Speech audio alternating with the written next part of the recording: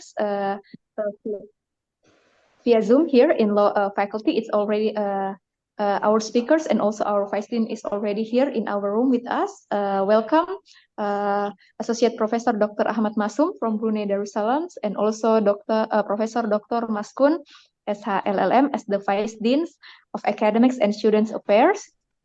So for today's, our theme for the guest lecturer is the right of future generations to a healthy environment in relation to Sustainable Development Goals or SDGs. Our speakers will be Associate Professor Dr. Ahmad Masum, who are the Dean of Sultan Haji Hasanal Balkiyah from Faculty of Law, Universiti Islam Sultan Sharif Ali Brunei Darussalam. But before we are entering the guest lecturer sessions, we are going to learn a welcoming speech from our Vice Dean for Professor Dr. Maskun SHLLM. Time's yours. Okay, thank you so much, Ibu Ila, for providing me. Bismillahirrahmanirrahim. Assalamualaikum warahmatullahi wabarakatuh. Waalaikumsalam. Yeah, thanks to Almighty God, Allah Subhanahu wa Taala, and salawat to Nabiullah Muhammad sallallahu alaihi wasallam, the Honorable Professor Dr. Ahmad Masum from Brunei Darussalam, all my colleagues here, and then of course the student and of this student also, just for inform Prof. Ahmad Masum coming from the all level undergraduate and then postgraduate student in these faculties. It is with a great joy and anticipation that I welcome Professor Dr. Ahmad Masum to be a guest lecturer in our Faculty of Law Hasanuddin University in Makassar. Today we gather to reflect and then inspire and remind ourselves of incredible potential within the next generation, means the proper future generation. We mean that the right for future generation is a generation shaped by the values of integrity, compassion, and then respect for one another to the world around them. It is generation that will carry the torch of the progress, innovation, and then sustainability. One that is not only the prepared to navigate through complexities of tomorrow, but also determined to create a brighter, more equitable world for all. So that's the point. That's what the Professor Ahmad Masum will deliver for us for the lectures today. And then, of course, we are not just welcoming you. We investing in you. We believe in your potential to share your knowledge, to share those information, valuable information for us in terms of to save the future. We all envision one of peace, integrity, and then hope. So let's us work together hand in hand, and then of course by following these lectures for this morning, in terms of to discuss more and more the right for future generation, for the future start now and start with all of us.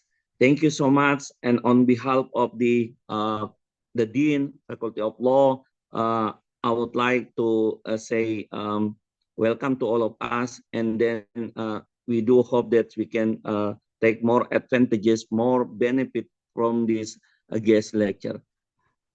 Thank you so much, and then I say Assalamualaikum warahmatullahi wabarakatuh, and I return to moderator. Thank you. Waalaikumsalam warahmatullahi wabarakatuh. Waalaikumsalam warahmatullahi wabarakatuh. Thank you very much, Professor Dr. Maskun, for the welcoming speech.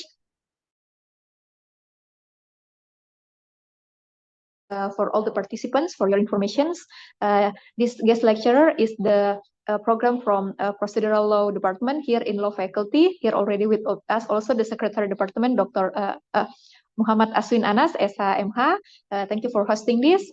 And also, because we already heard the welcoming speech from our Vice Deans, we are moving to the main agenda, which are the guest lecturer, with the topic, the right of future generations to a healthy environment in relation to Sustainable Development Goals or SDGs. As we know, we have 17 SDGs here, and we will hear more about that in relations to the right of future generations to a healthy environment, because we know that the right to a healthy environment is not only a right of a state, but also the rights, the international rights of every state, including Brunei and Indonesia. And in here, we already have the amazing speaker, Associate Professor Dr. Ahmad Masum. If you're ready, you may start presenting. Thank you very much.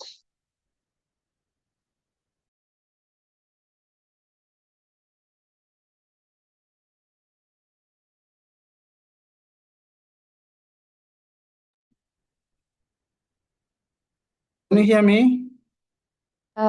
Yes, we can hear you clearly. Okay, Assalamu alaikum wa rahmatullahi wa barakatuh. Waalaikumsalam warahmatullahi So, wabarakatuh. first of all, I would like to thank Professor Maxon for actually extending the invitation to me to deliver a guest lecture. And when I was approached by Prof. Maxon, I informed him that issue of environment is very crucial to us, and we have to handle environmental issues with basically serious approach in mind. And as far as my guest lecture this morning is concerned, and in agreement with Prof. Maxum, I have decided to choose this interesting topic, the right of future generations to a healthy environment in relation to sustainable development goals. But of course, I could not share it, the screen here, because the host would not allow that, but I have passed my slides to Prof. Masum. So I don't know what will be the arrangement, whether Prof. Masum will be able to share the slides. So I think that is good since it is there already.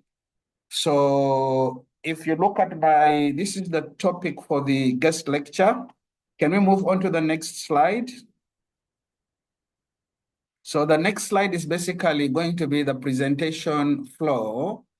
First of all, a very brief introduction, and then we will look at the definitions of future generations, definition of a healthy environment, and also sustainable development, because these are the key issues dalam the topic. I will make it campuran dalam bahasa Melayu dengan bahasa Inggris. Boleh ya? All right. Okay. So then we'll move on to look at the right to, back to the presentation floor. We'll move on to look at the right to, the one who's sharing the word, just back. Okay. We'll look at the right to a healthy environment under international law.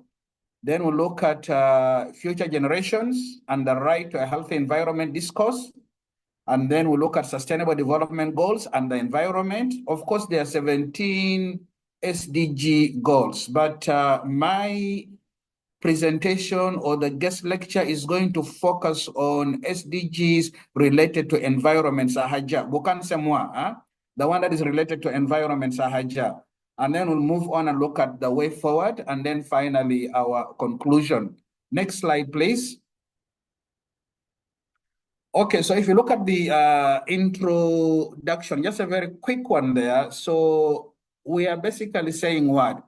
That the need for a right to an environment of a quality that permits a life of dignity and well-being, that was first recognized in 1972 at the UN Conference on Environment, that is in Sweden, Stockholm.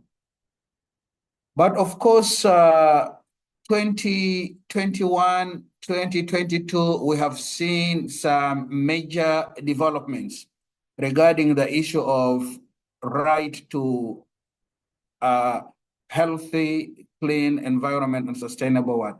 So in 2021, the United Nations Human Rights Council passed a resolution acknowledging the right to a clean, healthy, and sustainable environment as a fundamental human right. That was a very positive development. And then in 2022, the UN General Assembly adopted a resolution that formally recognized the right to a clean, healthy, and sustainable environment. And of course, when you talk about the right to clean, health, and sustainable environment, it is linked to other rights. Because if the environment is not clean, then we are not able to have our right to health. We are not able to have our right to life. So that's why we are saying that issue of environment is very, very important. If the environment is healthy, then maksudna, then we are able to enjoy our right to life. Next, please. So still under the introduction. Now, this is very important. I have tried to relate it to the situation dalam the 1945 Constitution of Indonesia. So if you look at Article 28H of the Indonesian Constitution, the right to a healthy environment is actually embraced dalam most national constitutions, and Indonesia is a very good example. But the issue here is that, are we having it only on paper? Because the constitution says that other right to healthy environment, but are the citizens enjoying that right to a healthy environment? Or it is macam dalam constitution sahaja, tapi dalam practice itu tak ada. So that is very important. And of course, if you look at also the Indonesian constitution, that is Article 28A, the right of the people to live in a clean and healthy environment is a basic human right. You get the point. And if you look at Article 28A of the Indonesian constitution, says that you have your right to live. So you cannot have the right to live, you cannot have the right to life when environment is actually polluted. When actually environment, we are suffering from climate change in today's context. So that is very serious. Now, the other important point, basically, we have to ask ourselves in relation to the guest lecture, the lives of the future generations and eventual ability to effectively enjoy all human rights and meet their needs are already being influenced by our actions today. Our actions today decide what basically the future generations they have in place. So which is very, very important. And of course, our actions today, like for instance, deforestation, development, we are not against development, but what we are saying is that development must be a sustainable development, whereby we care for the present generation, but as well as we also care for the future generation, which is very, very important. Next slide, please.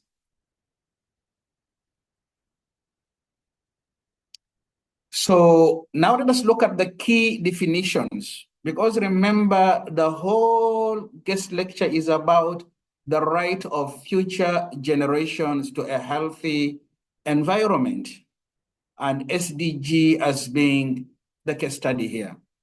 Now, we need to understand, first of all, what is meant by future generations, which is very important. So when we talk about future generations, we are talking about all those generations that do not yet exist, are yet to come, and who eventually inherit the planet. So in other words, you are talking about our grandchildren. For instance, if you don't have one right now, we are talking about the future generation. Now, future generation basically include what? People not yet born, but that should not be counted for by climate policymakers, notably on the basis of intergenerational equity. Now, intergenerational equity is very, very important concept dalam international law. So in other words, what I am trying to present here is that when we talk about future generations, we are talking about basically about inclusiveness as far as our developmental policies are concerned. For instance, if you're talking about development, then that development has to be balanced with intergenerational equity, looking at the future generation. For instance, issue with regard to our climate policy. Do we take note of the future generation?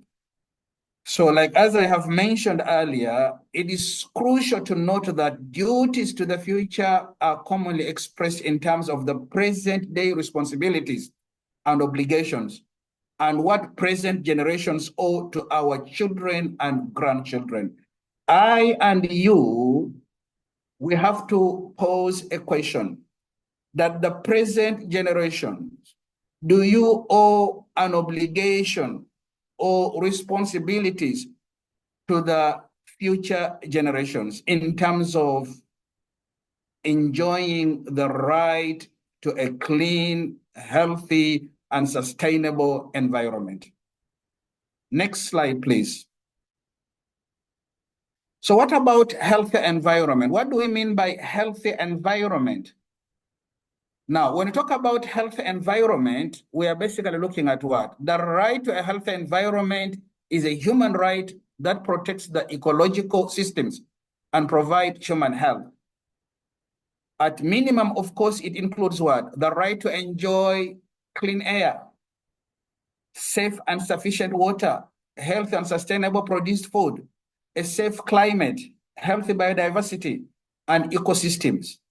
But in relation to our guest lecture here, what we have to ask ourselves is very simple.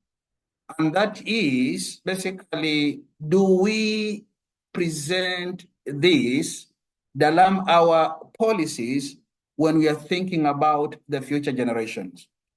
For instance, are we having a policy in place that basically takes care of the issue of enjoying clean air? If today's generation, the present generation, they're enjoying clean air, then we have to think of the future generation.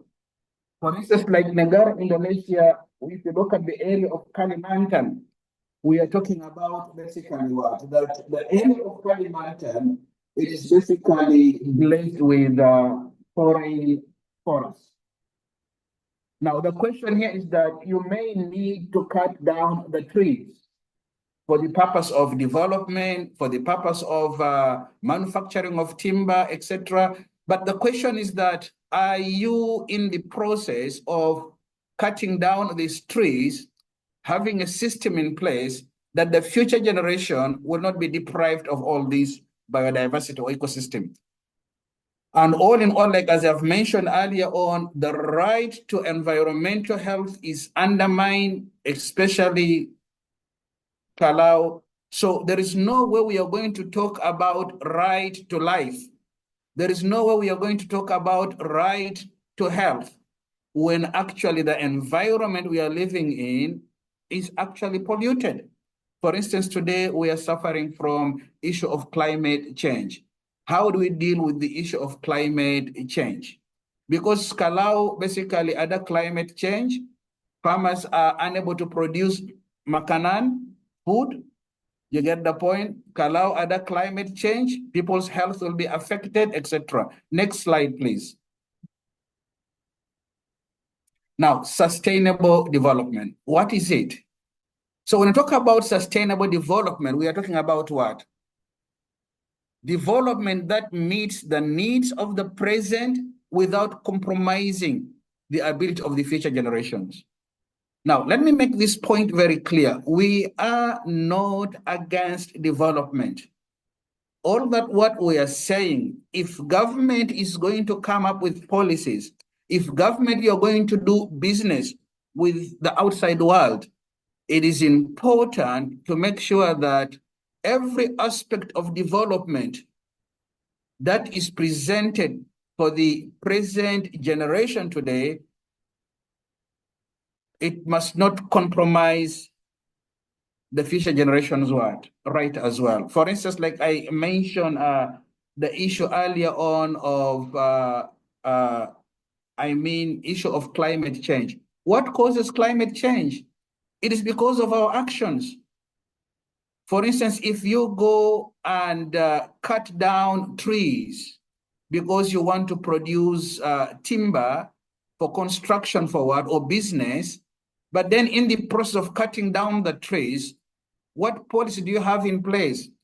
Because deforestation must come hand in hand with afforestation. That is for the future, because when you cut, you plant. For instance, you cut 2, you plant, for instance, like 3 or 4. Then we'll basically say that that is a balanced what? Development. So this is very, very important. So in other words, the need for balanced approach in dealing with sustainable development in relation to present and future generation is very important. We have to balance the two. So we can not only concentrate about the present generation, but then at the expense of the future generation. Next slide, please.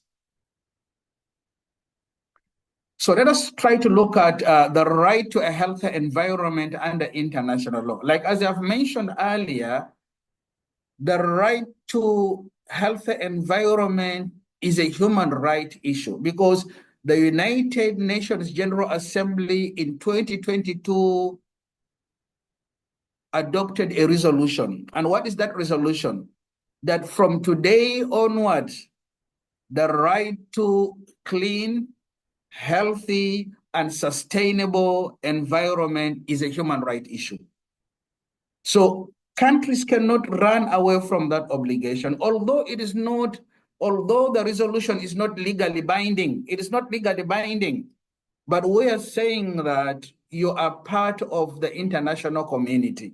And because you are part of the international community, you have to come up with your national laws which actually advocate for healthy environment as a right. And the good news is that, as I've mentioned earlier, if you look at the 1945 Constitution of Indonesia, Article 28H basically talks about what? The right to a healthy environment. So meaning to say that the General Assembly resolution of 2022, I mean, it is something that has internationally recognized that as an individual, you have the right to clean, healthy, and sustainable environment. Next slide, please. So still under the issue with regard to international law here, so perhaps I would like to point out these key issues. Because you see, as an international community, countries don't agree. Because when you talk about the issue of the right to clean, healthy, and sustainable environment, is it an individual right? Is it a collective right? You get the point? Because even when the resolution was adopted, you get the point. Some countries actually objected, you get the point, as to the way the resolution should be interpreted.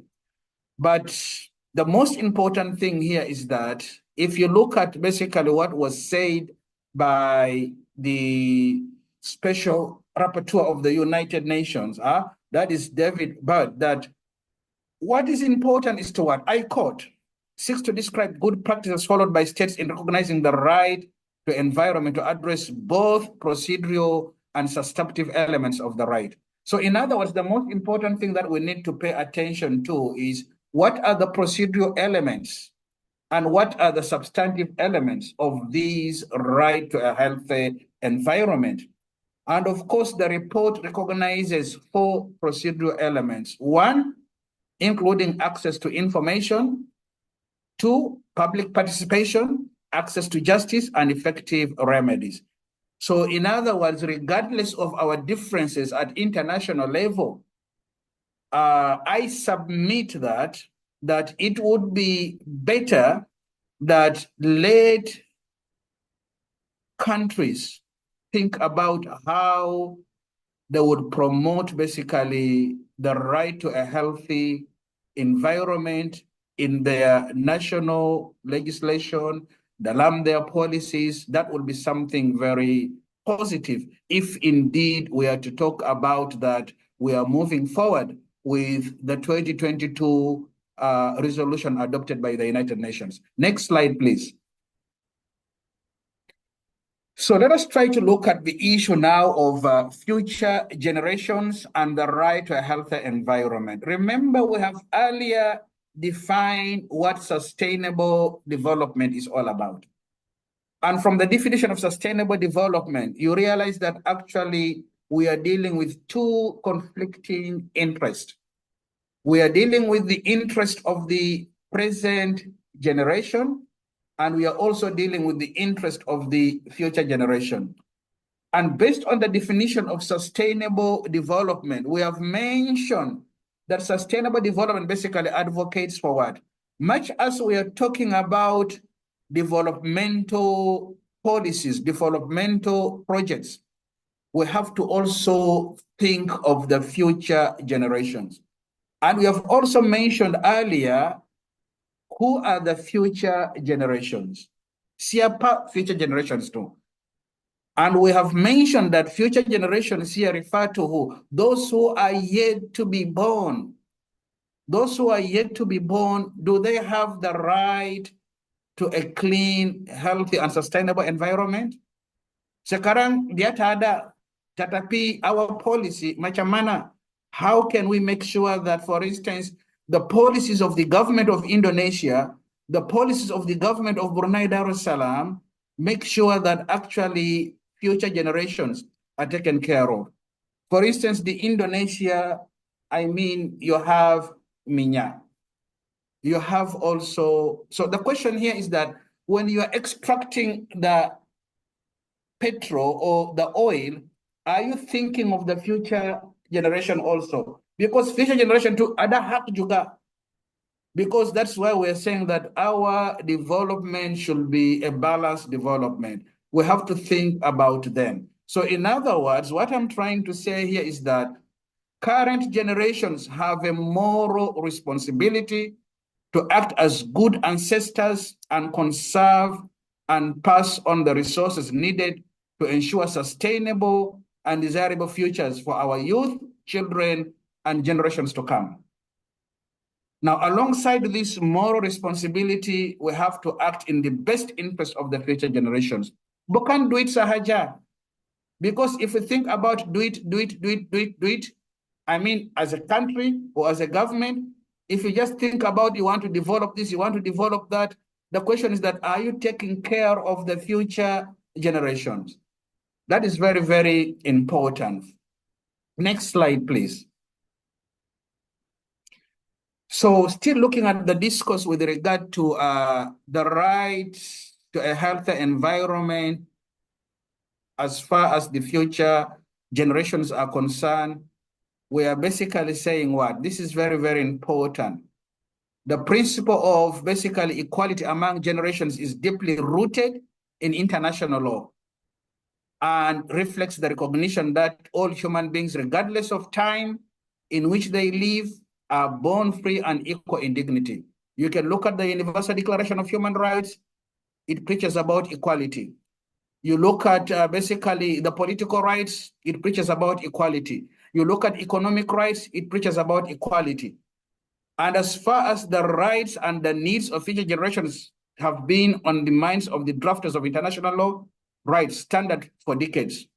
Now you look at Principle 3 of the Rio Declaration, makes it clear that the right to development must be fulfilled so as to equitably meet developmental and environmental needs of present and future generations. Now, this is very interesting because if you look at the Rio Declaration, Principle 3 is very important. Again, we are talking about balancing.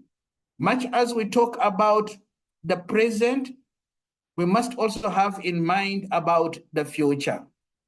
And I would also like to draw your attention to paragraph 11 of the 1993 Vienna Declaration and Program of Action. Now, this is very important because all these basically international instruments, they are talking about what? Both present and future.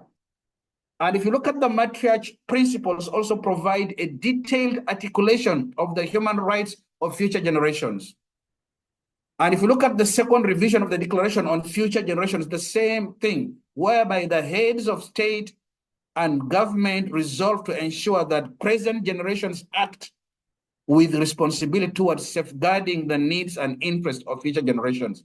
So in other words, if you look at the right to a healthy environment, all that what we are saying that when it comes to question or issue of healthy environment, and if you look at basically the Rio Declaration, you look at the Vienna Declaration of 1993, you look at the Maastricht Principles, then you will realize that all these international instruments, they are speaking the same language.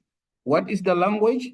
The language is that when you talk about present generation, we need also to think of the future generation. And that is what sustainable development is all about. So in other words, the issue of basically environmental crisis, of climate change, nature loss, pollution violates the rights of countless people every day and then threaten the effective enjoyment of the rights of future generations. For instance, like the Indonesia, now you are going to, actually the government is constructing now the capital, moving it from Jakarta to Kalimantan area. You get the point. But then the question here is that, I mean, that would also involve basically question with regard to the environment. So how do we adopt a balanced approach whereby the government comes up with this beautiful city, but in the process of basically constructing the beautiful city, we also have in mind our future generations. Next slide, please. So let us try now to switch the discussion to sustainable development goals and environment. So if you have been following the chronology of my discussion, we have first of all addressed the issue of basically the right to a healthy environment under international law. We have addressed the issue of future generations and right to a healthy environment discourse. Now I'm trying to narrow the discussion on the issue of sustainable goals and the environment. Because if you look at the topic is about the rights of future generations to a healthy environment, and we are looking at sustainable development goals. So I have picked here basically some of the relevant SDGs.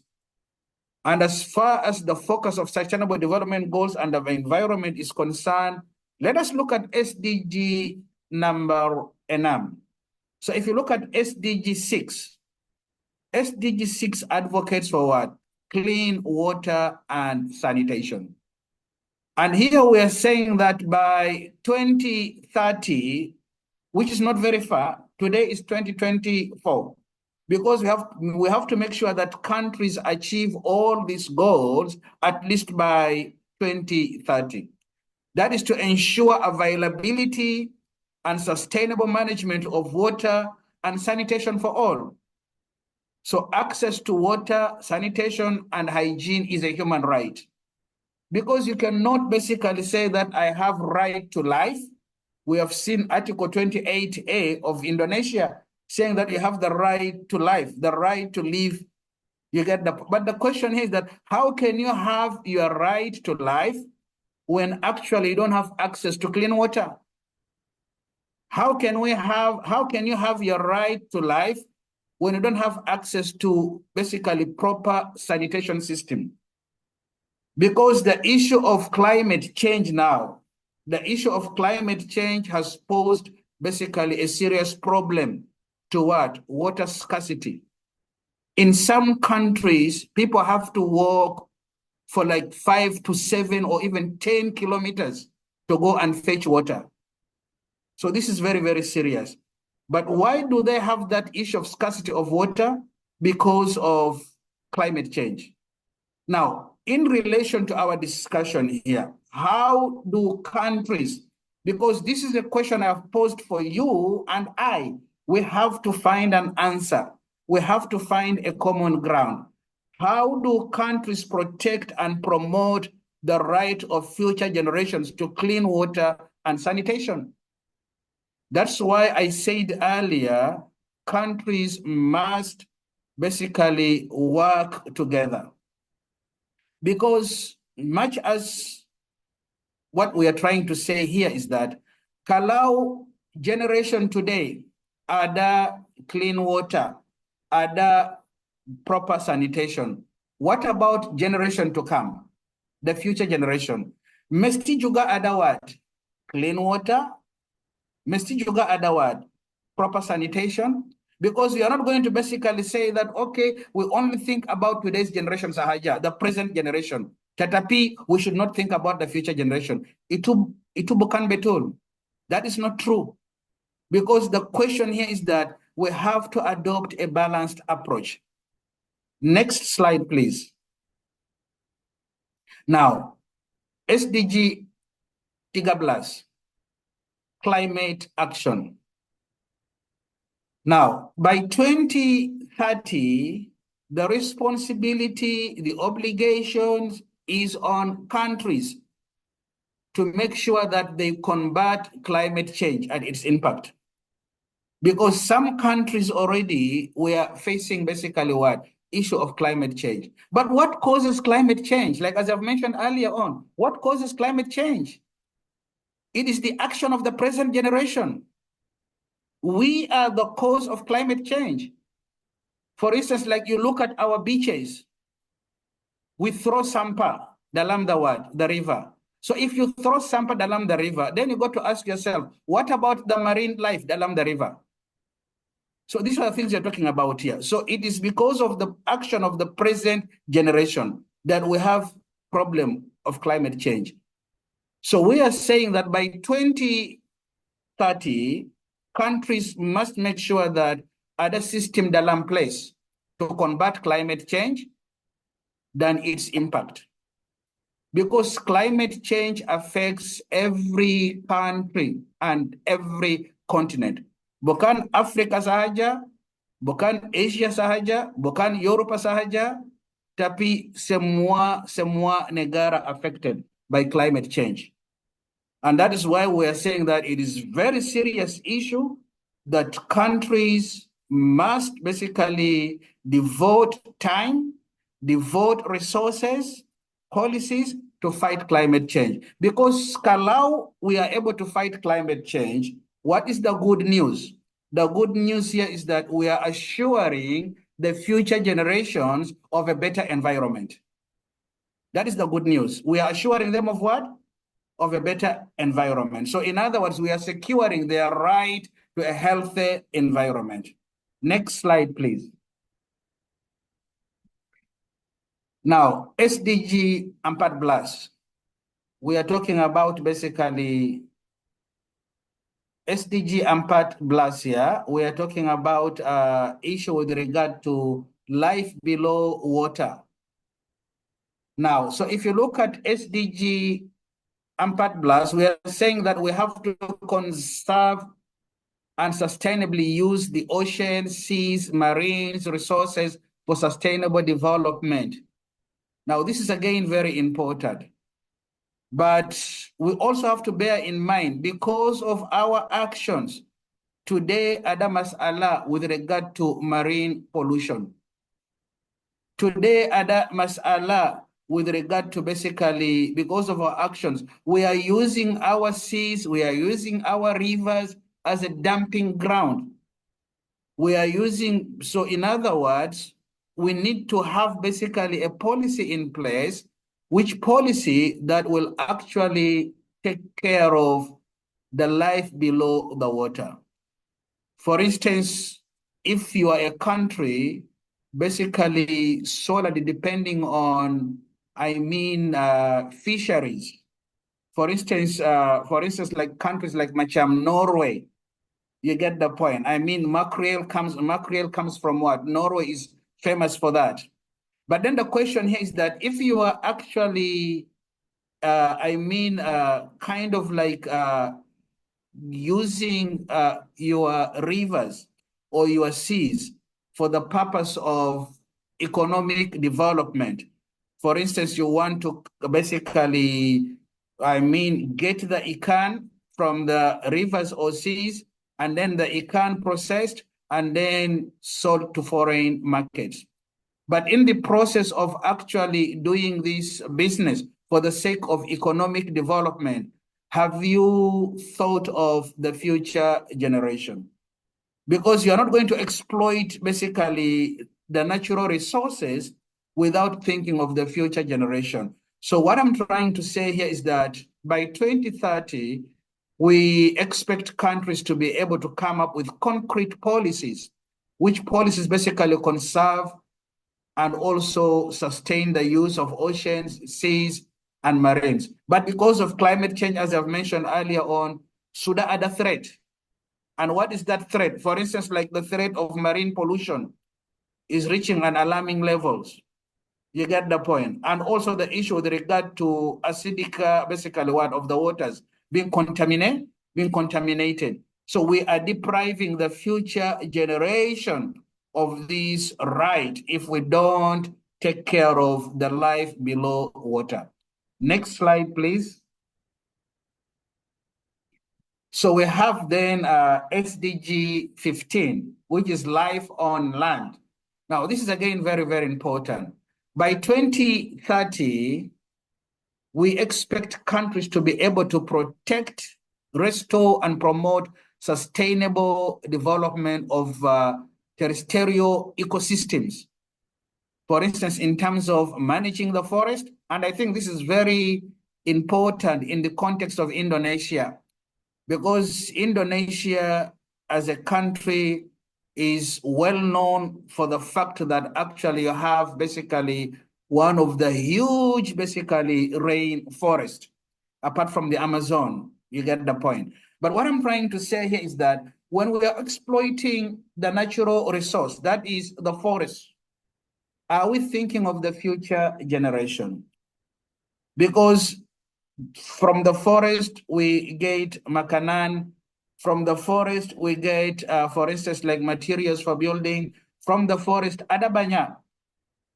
So meaning to say that, like I gave you an example earlier, the issue with regard to coming up with the new banda, because Indonesia now is basically constructing a new city, moving from Jakarta to Kalimantan.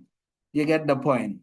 But then the question here is that, that would involve destruction of what? The so-called life on land. But are we having policy in place? Much as we are thinking about the present generation, are we also looking at our future generation? For instance, like, is this okay? And you realize that ada masalah because Jakarta now is congested. Maybe the future generation, basically, they will have a better, basically, city in terms of the new city here. Now, so in other words, what we need to do here is that we need to think of how do we balance our developmental policies on land. So in other words, we have to make sure that kalau ada destruction of forests, then mesti ada, kalau ada deforestation, then mesti ada afforestation. You get the point? Now, kalau basically ada issue of climate change, how do we combat desertification? Because there are countries, they are telling you, for instance, like countries in the Pacific, and I will give you an example of a country like, there is this small island, is it Vanuatu or what? The argument is that it is going to disappear. But the question here is that, why is it going to disappear? Because of our actions. What we are doing today determines the future. And that's why we are saying that it is very, very important.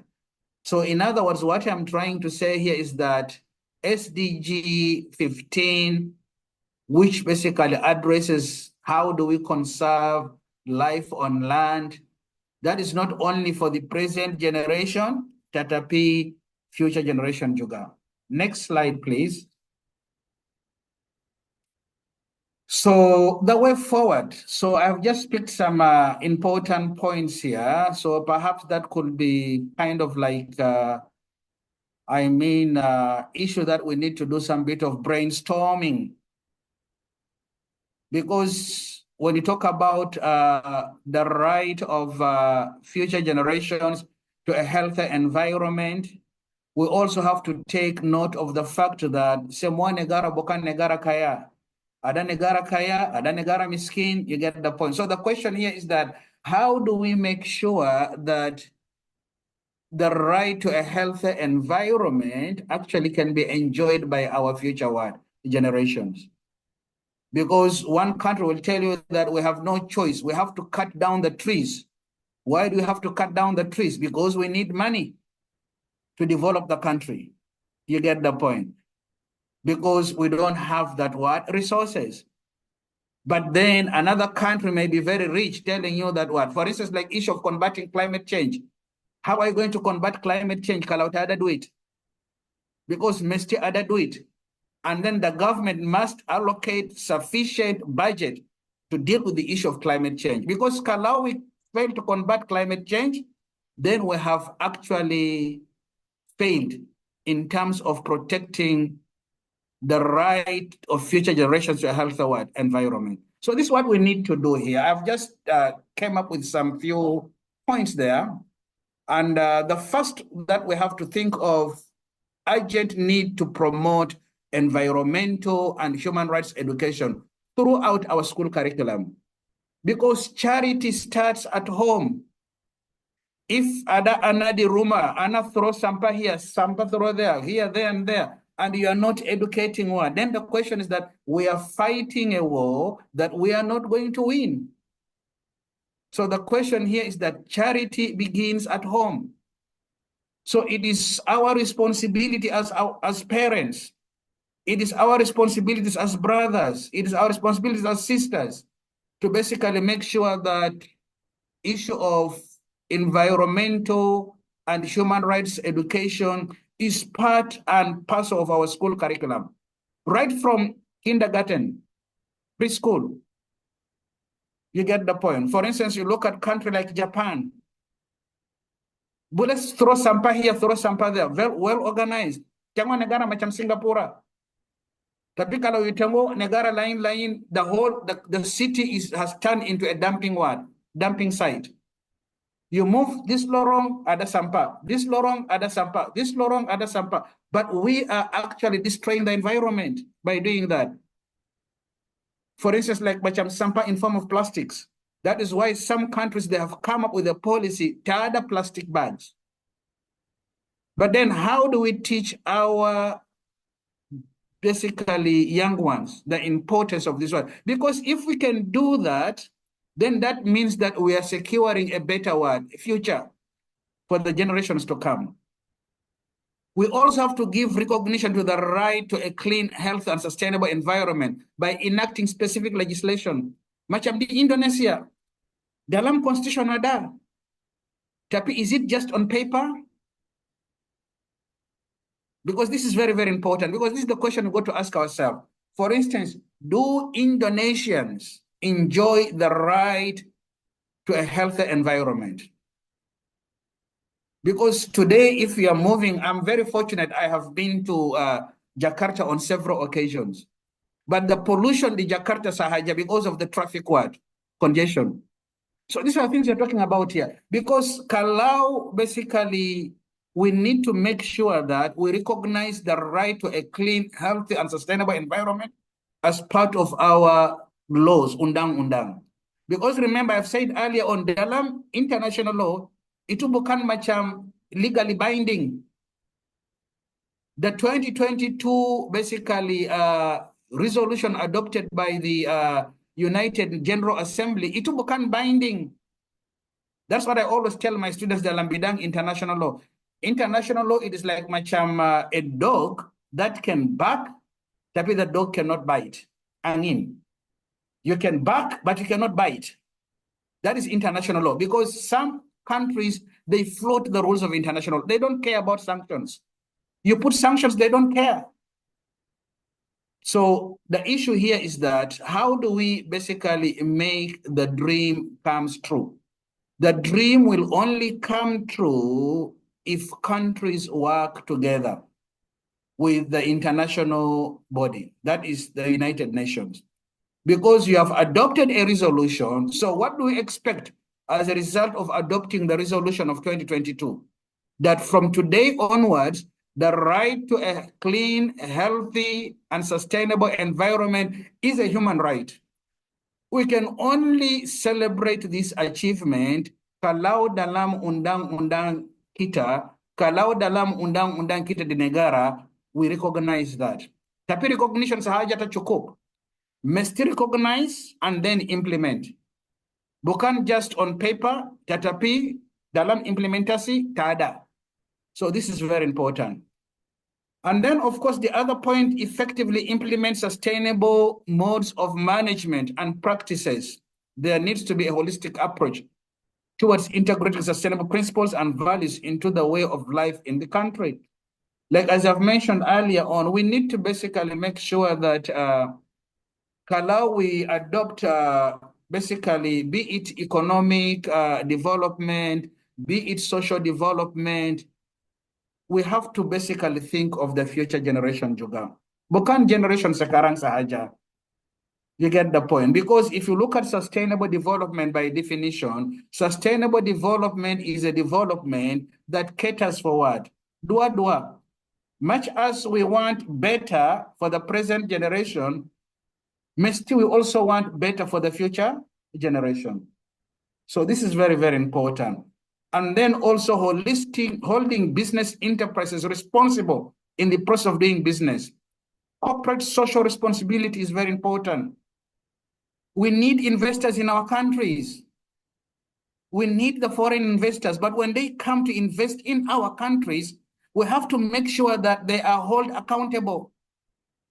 You don't come and invest in Indonesia, but you're causing pollution, affecting the lives of what? The indigenous people. You cannot come to Indonesia to do business, but then you don't care about what? Environment. Itu tak boleh. That is why we are saying that we need to hold business enterprises accountable. We need also to invest dalam bidang technology and infrastructure. Like as I've mentioned earlier on, ada negara kaya, ada negara miskin. You get the point. And one of the SDG goals is for countries to work together to achieve this. Meaning to say that, kalau ada negara miskin, the question is that how can negara kaya help this negara miskin to basically make sure that the SDG goals, especially the one dealing with environment, dalam the context kita, are achieved. And then, of course, pressure from civil society. Civil society plays an important role. For instance, kalau ada someone basically destroying the environment, you are there. The NGOs, non-governmental organizations, put dalam berita, dalam news. People should be aware that what is actually happening di negara kita, so that people will basically know that actually this is what is happening with regard to the environment. And on that basis, we are basically saying that we are not being fair to the future generations. Next slide, please. So that is basically the overall conclusion. And I'll just go very quick. I think the time is basically okay with me. So now let us look at the concluding remarks. First of all, we are saying what? That a clean, healthy, and sustainable environment is now treated as an integral element to the full enjoyment of a wide range of human rights, including the rights to health, life, food, water, sanitation. Because environment is very broad, is very wide. If you don't have right to healthy environment, tada right to life. If you don't have right to healthy environment, tada right to health. If tada healthy environment, tada food security, water sanitation, etc. So we are basically saying that despite basically having these international agreements, as well as national laws and policies, like we have cited the Indonesian Constitution, Article 28A, we have looked at Article 28H, you get the point? The condition of our environment keeps deteriorating. Because dalam Indonesia, ada dalam Constitution, tetapi kenapa ada issue of environment? Because this is what we have to answer, this soalan. Because kalau ada dalam Constitution and it is respected, then maksudnya tak ada masalah. Tapi dalam Constitution ada, tapi kalau di luar, ada masalah. So that's why we are saying that despite we have all these undang-undang, ada international agreements, the 2022 United Nations General Assembly, we have national laws, constitution, ada undang-undang protecting what? Environment, tetapi our environment keeps deteriorating. That is very bad news. Environment kita ada masalah, especially issue of climate change now. That is why we are saying that kalau boleh, we have to basically adopt basically sustainable development. Much as we take care of the present generations with regard to our policies, tetapi we don't neglect the future generations. And if you look at the term future generations, it refers to all people who will come after us. Their lives and eventual ability to effectively enjoy all human rights and meet their needs are already being influenced by our actions today. Like for instance, today we are talking about climate change. Tapi this climate change, we caused it. And because we have caused this problem here, governments have caused it, individuals have caused it. And because we have caused this issue of climate change, we are depriving the future generations that right to a healthy environment. Now, the point of focus on future generations is that they are not yet alive to tell us what they need or think. Tada, miskin, orang I mean, they are not there to tell us what is it that you want. There is a great deal about them that we cannot presume to know. But we do know that an obligation to act in a way that preserves the ability to effectively enjoy all human rights and determine their own needs in the future has already been enshrined in countless international agreements. I gave you an example of the 1992, the Rio Declaration in Brazil about future generations. I gave you the 1993, the Vienna Declaration about future generations. The matriarch basically, agreement about future generations. So in conclusion, basically, we are saying that these future generations, they are not there to tell their story. They are not there to narrate their story. What is it that they want? But as the present generation, we really know, or we ought to know what they really want. They want, one of the things that they need is to live in a healthy environment. What they need is that if we come, the environment will be very conducive to live in. And if we have a healthy environment, we'll enjoy our right to life. If we have a healthy environment, we'll enjoy our right to health. If we have a healthy environment, we'll enjoy our right to food. If we have a healthy environment, we'll enjoy our rights to other human rights stipulated by the international instruments. I think that's all from me. Kalau ada soalan, then I will wait. I will just pass the virtual space to our chairperson or the moderator. Thank you for having me.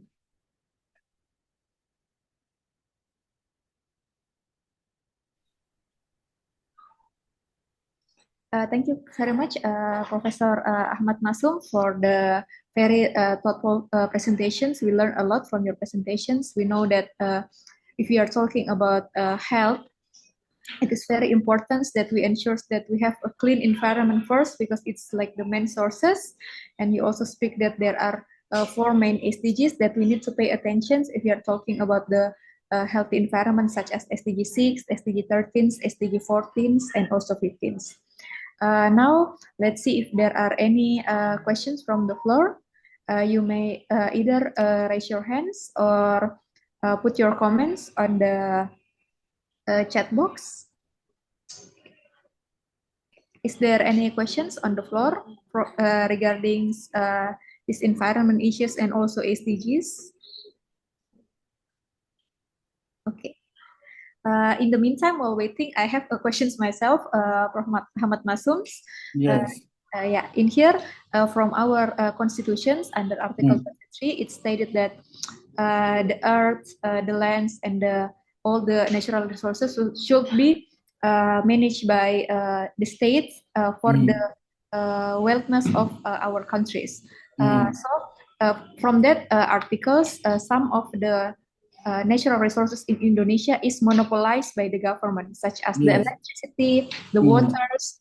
However, I think, in my personal opinions, because of the that monopolizations, it has a pro and cons, because if it is solely managed by the government, sometimes the government neglect its rights and does not really pay attention as if it is managed by business. Of course, if it is managed by private sector, they will try to do their best. And because of the climate change issue, we face kekeringan or kemarau in several months, and for several months in several regions in Indonesia, we don't have access to clean water, because the only sources of clean water that we have is from the governments, and the government does not have enough stock for those clean water. I would like to ask, like, how is it in Brunei? Does the government also monopolize several sectors? And yeah, do you have any issues on that? Thank you.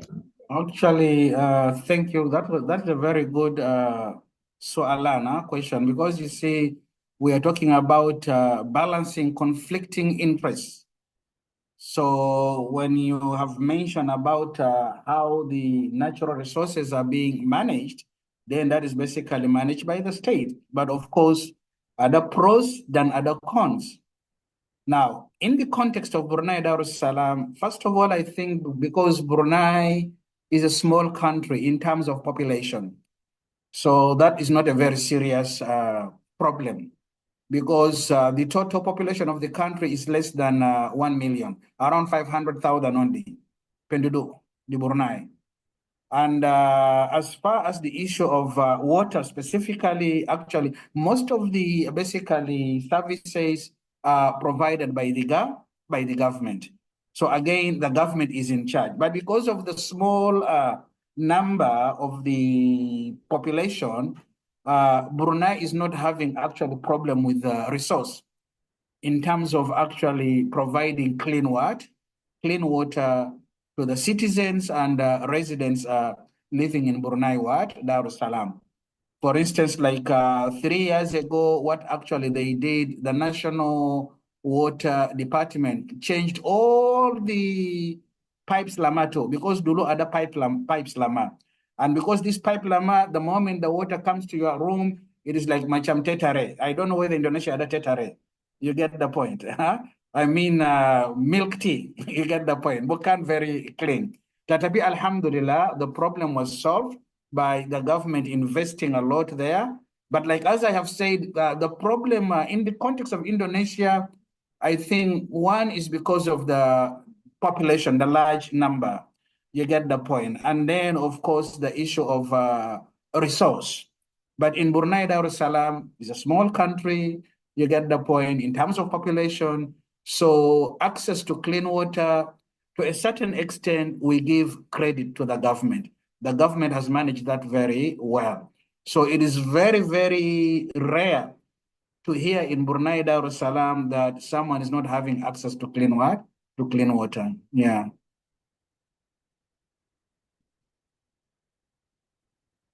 Okay, thank you so much for your answer, Ahmad Masum. It's hopefully Indonesia could mencontoh Brunei Darussalam so that we can have a better clean waters and also sanitations in the future, even though no matter what is the seasons and no matter what the climate change is happening right now. Okay. Any other questions from the floor? You can say it in bahasa Indonesia, boleh diajukan dalam bahasa Indonesia, baik secara langsung maupun melalui kolom chat. Dan ini pertama kalinya kita memiliki narasumber dari Brunei Darussalam.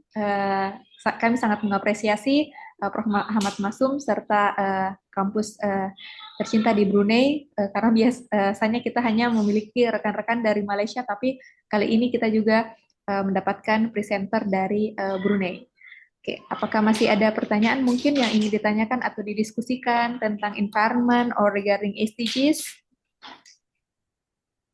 Okay. While waiting, I have another questions, professors. It's regarding the trash management. As you said, Brunei is a relatively small country in populations. If we compare it with Indonesia, the trash management. Do you have any sanctions imposed by the governments, for example, individual who does not really take care of its trash management, or like it's all come from the people's awareness, like in Japan, that everyone take care of their trash, or is there any sanctions imposed by your governments?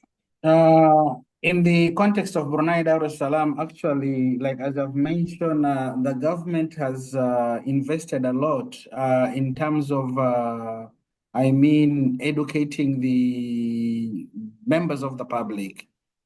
And that one is through, they have programs which basically is about how to protect the environment and how to keep our country clean. And on top of that also, especially for those doing business, for instance, there are cases whereby business companies have been prosecuted in court, for instance, for illegal dumping. You know, you do business, but then you end up using the sea as a dumping ground. Because if you use the sea as a dumping ground, then you are also affecting the marine life. And also, if you use land as a dumping ground, you're also a threat to basically the environment. So the government has basically laws in place, which laws actually also prosecute the perpetrators of the undang-undang in the context of Brunei Darussalam. And we have basically cases in courts ongoing for especially business entities, and the crime that they have committed is actually for illegal dumping, for instance, destroying the environment. Yes. Thank you very much for enlightening us. Next, we have the questions in the chat box from Mr. Aswin Anas. Let me read the questions. So, what are the challenges in implementing the right to a clean, healthy, and sustainable environment under international law, given that these resolutions are not legally binding and some countries perhaps have trouble on that? Yeah, that is a very serious issue, and I did raise it in my presentation just now. So that's a very good question from Brother Aswin Anas. So what are the challenges? And as I have said, this is actually up to the countries to be very serious, because the 2022 resolution adopted by the General Assembly, it is not of a binding nature.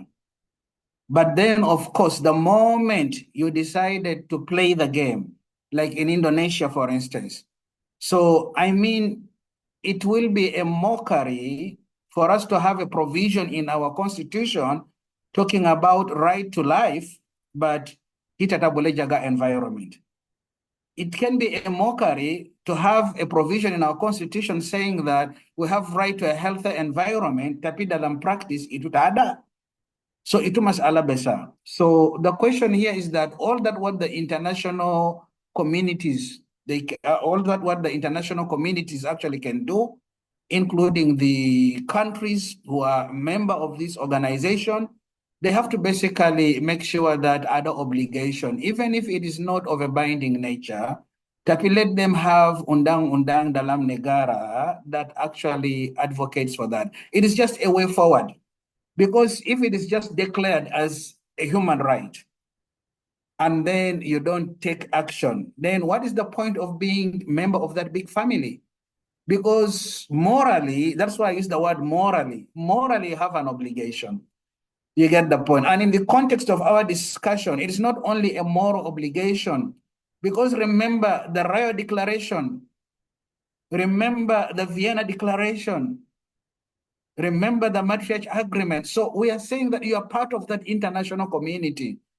So meaning to say that although it is not legally binding, but on a moral basis, as a country, try to make sure that the resolution actually, which the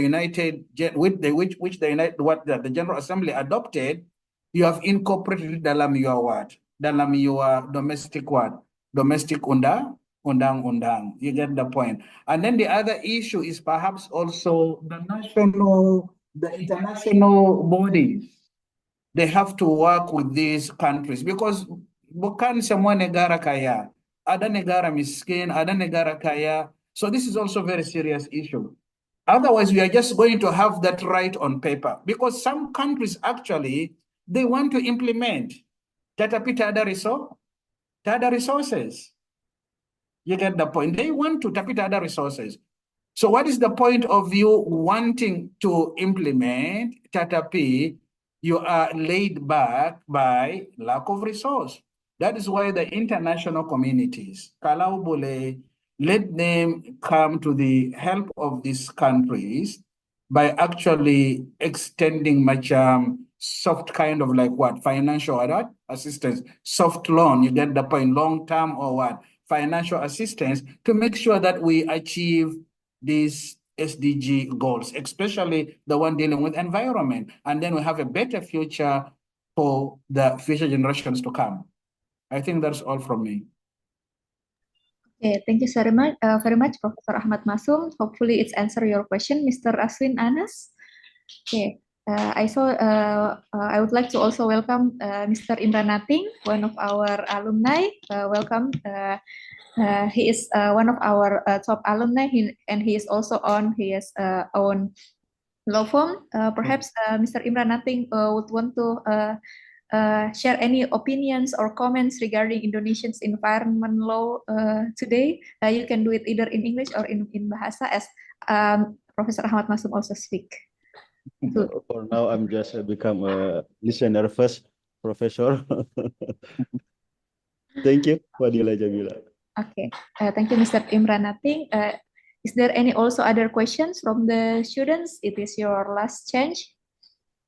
Because today we have Professor Ahmad Masum from Brunei Darussalam, which is not happening very often. Okay. From the 1.5 hours guest lectures that we are learned today, there are so many things that we could learn from Professor Ahmad Masum. Is that environment is very important in order to maintain the right to live, the rights to health, and other rights. Because if there are no clean environment, then there is no point of we achieving healthy living and others, because everything starting from the environment.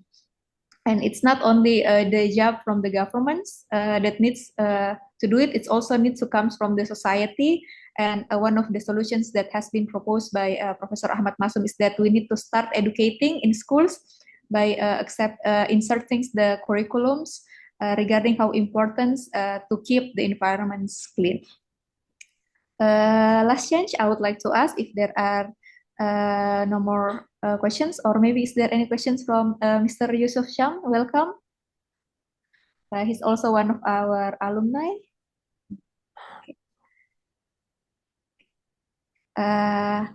If that's all, Professor Ahmad Masum, would you like to make your closing remark or your conclusions at the end before we proceed? Okay, just a very quick one. So based on my presentation or the guest lecture, so I have highlighted some key issues or key important points. First of all, the topic was on the right of future generations to a healthy environment, and we are looking at the SDG goals, specifically SDG goals that deals with environment. Now, we have to understand the concept of future generations. Although ada banyak debate, but I'm just looking at only the core part of it. So when we talk about the future generations, we are looking at basically the generation that is not yet there. You get the point. Yet to be born. And our present generation. So the question is that when we talk about sustainable development, we are looking at the present generation, tatapi, without compromising the future generation. That's why in my presentation, throughout the presentation, I was addressing the issue of our policies as a government or as negara. For instance, it can be economic policies. Now, are these economic policies in line with the fact that much as we cater for the present generation, are we also thinking of the future generations? And I gave you some good examples. For instance, like in the context of Indonesia, Indonesia basically is globally known for its rainforest. You get the point. Now, but the question here is that Indonesia also needs to exploit this natural resource. Now, Indonesia, in exploiting this natural resource as a government, are you only looking at the present generation sahaja, or atau you also think of what? The future generation. And that's why I mentioned, for instance, like kalau you basically say that, okay, we need to exploit timber to our neighboring countries like Malaysia. But then the question here is that in the process of actually cutting down these trees, are you having in place kind of like plan for future generations? Because future generation too ada hak juga. They need to, because when you cut down trees through deforestation and then tada afforestation in place, you get the point, then that means that climate will be affected. So in other words, you'll be depriving the future generation of the right to live in a healthy environment. And overall, of course, it is not an easy task, because we have to admit the fact that to achieve the sustainable development goals in relation to that future generations, they have right to healthy environment, we need resources. I mean, we have to basically be truthful. We need to have an open discussion. We need resources. Some countries, they want to actually achieve that, but because of lack of resources, they are unable to do that. And you cannot blame them. You cannot blame them. They want to, but resources cukup. And that's why they are looking at that. Let us try to put this resource dalam the present world generation, and we see what will happen next. But all in all, what basically I have submitted, in my submission, I'm saying that the international community, we have to work together. You cannot work in isolation.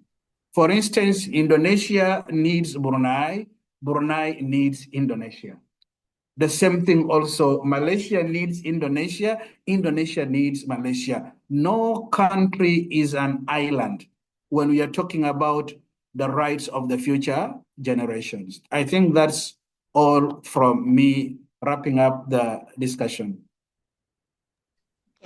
Thank you very much, Professor Ahmad Masum. Please give a round of applause for him for his excellent presentations. On behalf of Law Faculty of Hasanuddin University, we are very grateful for your dedications, and we really appreciate your time that you spend with us during this guest lecturer. And for next sessions, we would like to show our token of appreciations that will also be sent to you emailly. Perhaps Mr. Aswin Anas can share it on the screen. Oh, thank you. Thank you. This is our token of appreciations Thank you. for being the speaker in this guest lecturer. Thank you. Thank you very much. Yeah. And last but not least, we also hope that these cooperations will still continue between the Law Faculty of Hasanuddin University and also the Law Faculty of University Islam Sultan Sharif Ali in Brunei Darussalam. We hope we can make another cooperations either in guest lecturers, research, and others. We really appreciate your times. Thank you very much. And last but not least, for all participants, you may turn on your camera so we can take group pictures before we end the sessions. The group pictures perhaps will be led by Mr. Aswin Anas. Okay.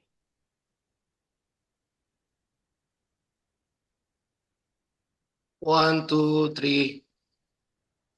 Okay, next slide. Next slide. Okay, thank you very much. Thank you. Thank you very much, Prof.